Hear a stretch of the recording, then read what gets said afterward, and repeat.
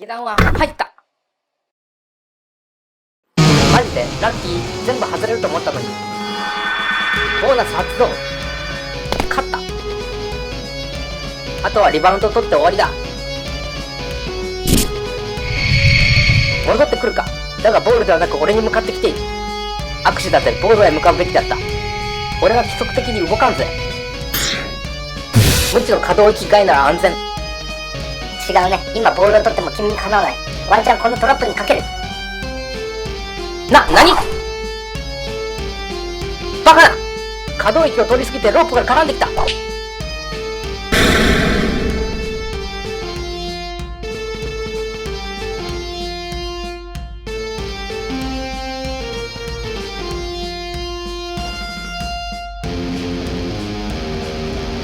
こいつ狙ってやがった。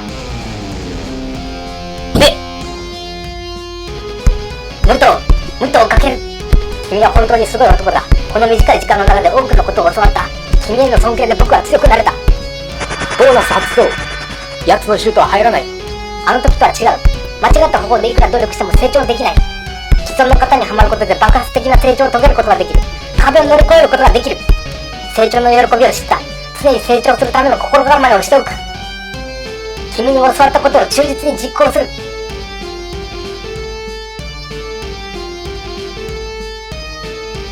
力まない。抜きすぎない。膝を使って片手で真上にジャンプ。一番高い位置で手を離す。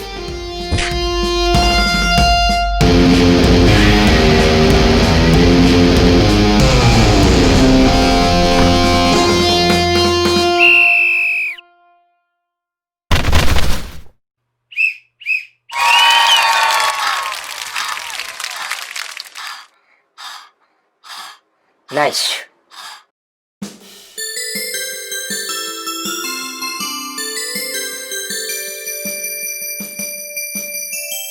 さあ、ヒーローインタビューです。全帝国同時配信で彼の一言一句に注目が集まります。さあ、心して勝者の雄弁をお聞きください。新しい帝国の英雄が今ここに爆弾です。そんなん言われたら緊張するわ。我ながらこんな大勢の前でよく戦えたな。大会を振り返っていかがでしたでしょうか。黙っておけばヒーローにしてやる。なんですって大仙堂テレビさん。ヒーローインタビューで黙っておけって？僕は何を黙らされてるんですか？まず言わせてください。この決勝は引き分けです。うちのチームが7点減点された時、武藤選手はミスジャッジと判断し、こっちが7点分追いつくまで待ちました。その時2点ずつ取っていたので8点分入りました。1点はおまけだと彼は言いました。あれがなければ少なくとも同点で終わっていました。彼は損してでもフェアプレーを選んだんです。だから同時優勝とまでは言わないけど、彼がここに立って言いたいことを言わせてあげるくらいの権利をあげたいです。それが彼の参加目的でもあるそうなので。何かまずいですか、大仙堂テレビさん。大会を通じて僕が学んだことを話させてもらいます。誰でも気に入らない人間を不幸にしてやりたいと思う時があります。強敵を叩くことを楽しいとも感じます。だから叩くと儲かる強者が存在し、情報提供する。それを大勢の人が望んでいるのだから。だけど叩いてスッキリしたいというヒートアップした人々の被害者感情を満たすことで強者が利益を得るとき、強者は儲けるため叩いてもいい雰囲気を捏造し、弱者を泣き寝入らせる。それが事実無根であったとしても。一方的に流された情報を誰が回収し責任を取るのか。強者は過ちを認めず対面を繕い、なし崩しに闇へ葬る。訪問万能でなく横のつながりによって潰されてしまう。弱者の声は届かず生涯十字架を背負わされます。だけど物は壊れたら弁償できるけど人の心はそうはいかない。僕たちは一旦怒りにブレーキをかけるべきではないでしょうか。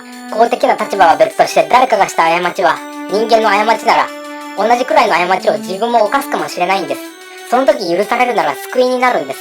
どんな罪も反省して償えば許されるべきであり、それ以上叩くべきでない。僕は今日から叩かれている人からも学ぶ姿勢を持ちます。そして常に自分に問うてみます。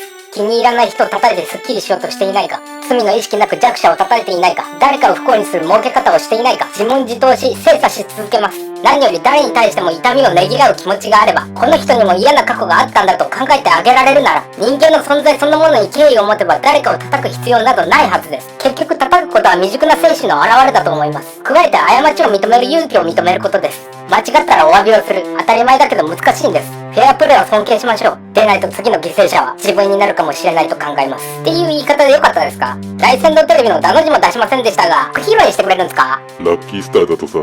言い訳を考えてあげよう。長くなりました。武藤選手に変わります。あれ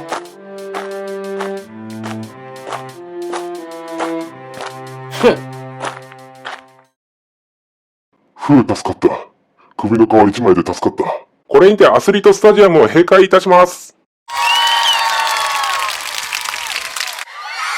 おめでとうデストロイヤー、おめでとうクロ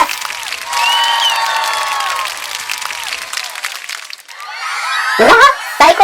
4億ギャロンもあるし、もう日本に帰りたくなくなってきた。最高。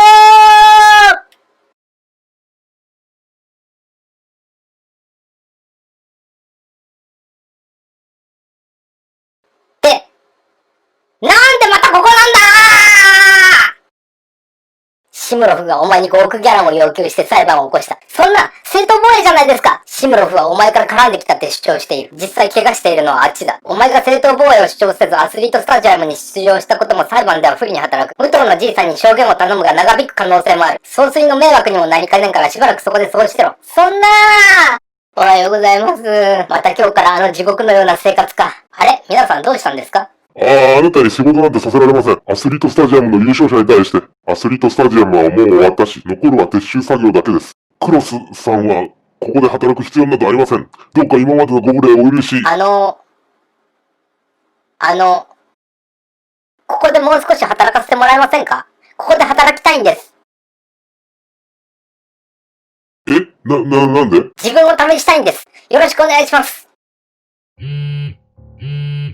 おっしゃった通り、クロスは例の言葉を言いました。そうか、出してやれ。ダメ元で聞きますが、一体どういうからくりかご教授願いませんか？君が言った通り、自分への批判に対して集中力がないから成長しない彼が、成長体験によって批判に集中するようになったのさ。批判されると傷ついていた。だから壁にぶつかるたび諦めていた。心の中でできない言い訳をしていた。そんな受け身で無気力だった彼が、成長で壁を越える経験をしたことで自分にもできることを実感したからだ。まず基礎を徹底的に反復して型にはまる。がむしゃらな努力ではなく、上手い人がどうやってるかを見て学ぶ。積極的に教えを請う。行き詰まったらゼロから自分を見直す。自分で工夫する。その過程で受ける批判は全て成長の糧にできる。そうなると挑戦したくなる。スポーツで学んだことは実社会で役に立つ証左だ。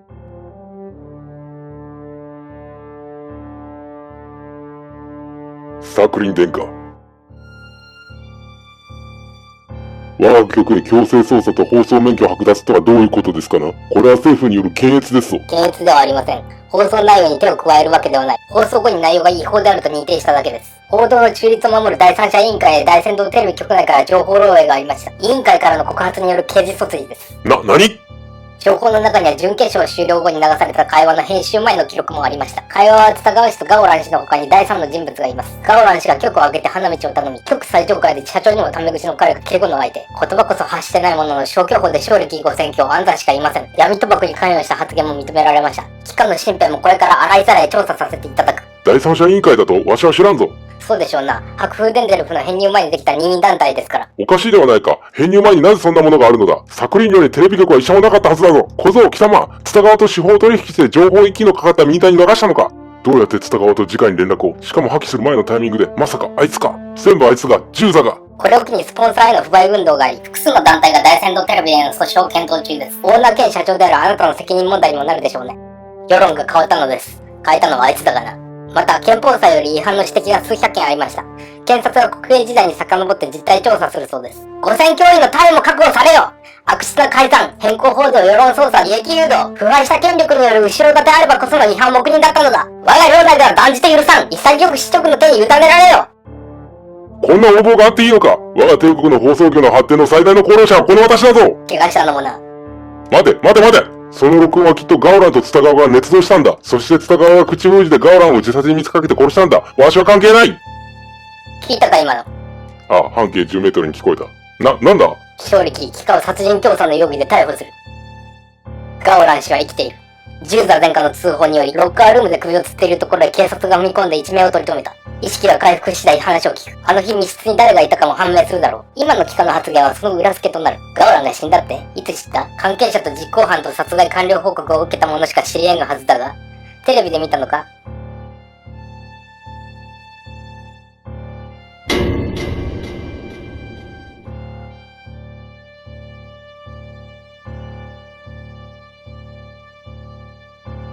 第大仙堂テレビは一時再国有化の後、官民連携で公共放送局として再開させる。放送による表現の自由を保障する。ただし放送権は公共の福祉のために利用し、乱用してはならない。先順位にて放送法の改正に関する有識者会議を開く。民間からの参加申し込み並びに陳情は広く受け入れる。国営時代の反省を踏まえ、一方的で無責任な情報の垂れ流しを阻止するため、報道についての法令を付け加えることを検討する。可能な限りの情報源と引用、参照元の提示、署名、訂正、反対意見の記載義務など、放送事業者は自主的自律的に放送法を遵守して編集することを肝に銘じてもらう。事情作用なき組織に出した場合は、第三者機関が調査する制度設計を検討する。報道の中立性から逸脱した報道があった場合の罰則規定案をまとめよう。イエナ。勝力が逮捕された。よって白風伝デルフ及びその衛星34州がサクリに取られた。もうよい、ジューザを殺せ。お待ちください、殿下。取られたら取り返すまでです。ジューザの持つアルティメイトチェーン及び衛星州で肩代わりいたしましょう。殺すのは失脚させてシオン殿下にぬかづいた後がよろしいのでは。元より暗殺は最終手段でございましょう。どうか計画の実行日までお待ちください。最後に勝つのは殿下でございます。どうか怒りをお鎮めくださいませ。うまくいったようだね。私を見る目も変わったかね。陛下の足の裏は美味であるという味覚の持ち主かと思っていたが、なかなかどうして気骨があるとしておきましょうか。忌憚なきご意見はありがとう。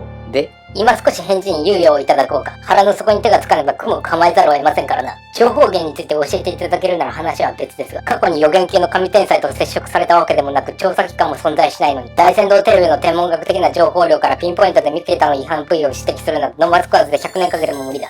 まして非公開の情報を。100年やそこらなど天文学的とは言わんよ。